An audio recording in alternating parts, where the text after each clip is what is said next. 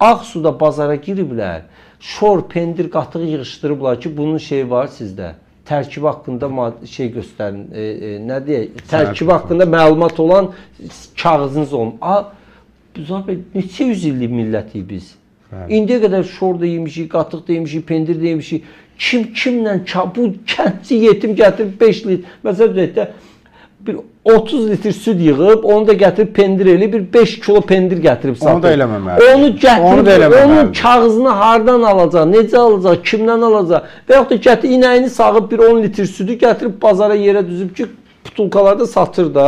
Bəli. Bunun südün tərkibi haqqında məlumatı hardan, kimdən, neçəyə satır ki südün litrini?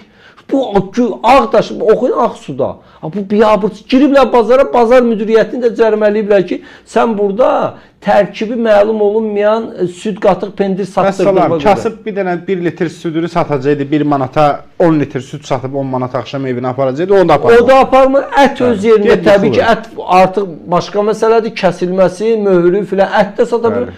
Bu o deməkdir ki, kənddə yaşayan insanlar dağılışın. Vəssalam. Təəssüf.